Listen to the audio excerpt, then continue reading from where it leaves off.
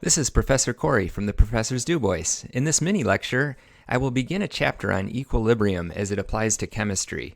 We've experienced equilibrium previously with phase changes.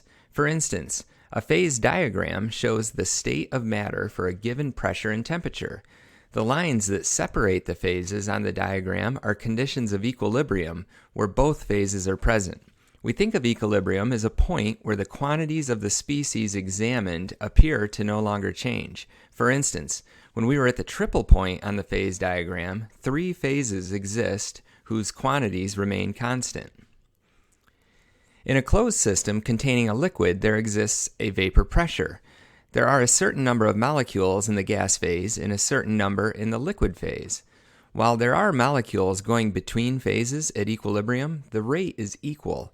In other words, at equilibrium, if a liquid molecule enters the gas phase, then a gas molecule will condense such that the concentrations of the molecule in both phases is constant.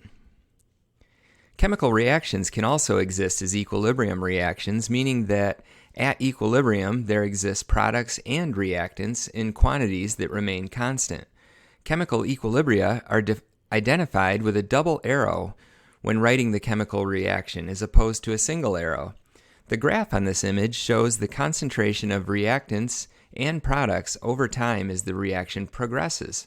Note that there are both species present over time, and the slope of the curve reaches zero, signifying the concentrations are no longer changing. When we have an equilibrium reaction, we can calculate the equilibrium constant, which is labeled capital K. Don't confuse this with the rate law expression, which is a lowercase k, and this is confusing, I understand.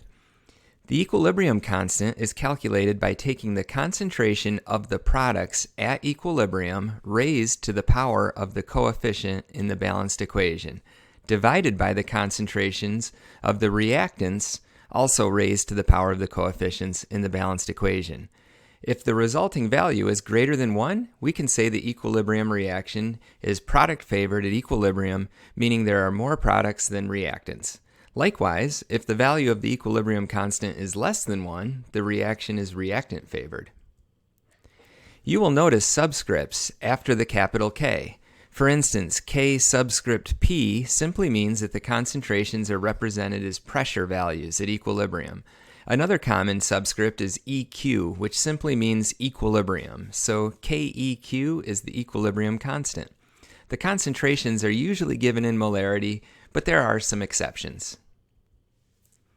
Worth mentioning is that when we write our equilibrium constant expression, we do not include pure liquids or solids. If you think about this, it makes sense. If you have a solid, it is either present or it is not. We cannot calculate the concentration of a pure solid or a pure liquid. This image shows what the plot of concentrations of reactants and products over time look like for both product-favored and reactant-favored equilibrium reactions. In this reaction, all species are in the gas phase, so they will all be included in the equilibrium constant expression.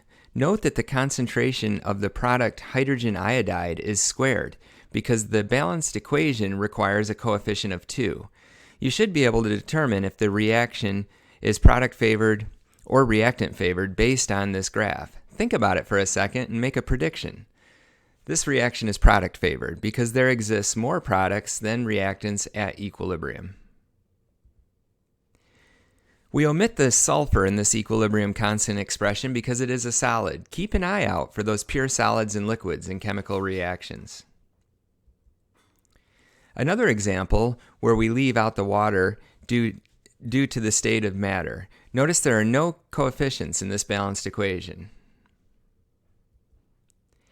Another reaction that's in equilibrium. This is oxygen in equilibrium with ozone. The K value is given and it is very small. This means that the reaction is reactant favored, and this is fortunate for us because breathing ozone can damage our lungs. An important point on this slide is that the concentrations used for the equilibrium expression are equilibrium concentrations. Sometimes we can determine an equilibrium constant for a reaction from another reaction. In this case, let's say we have a value for the first reaction labeled K1. The second equation is essentially the same, just everything's been doubled or multiplied by 2. We can take the original K value and raise it to the power of 2 to obtain the equilibrium constant expression for the second reaction. If we have a known reaction and an equilibrium constant, we can determine the equilibrium constant for the reverse reaction by taking the inverse of the initial value. Notice here how k to the negative 1 is the same as saying 1 over k. Lastly, we have a situation that may look familiar from Chem 111. This example assumes that you know the K1 and K2 values, and the third reaction is the sum of the two. Notice how species on both sides of the equation cancel on a mole basis. The value K3 can be obtained by multiplying K1 and K2. In this lecture, we introduced the equilibrium constant expression and described how to calculate a value for K and how that value can tell us the relative abundance of reactant and product species at equilibrium. We looked at graphs of equilibrium reactions over time, and we learned how to obtain a value from other reactions with known values. In our next lecture, we'll learn how to calculate values for K. Thanks for tuning in to the Professor's DuBois channel.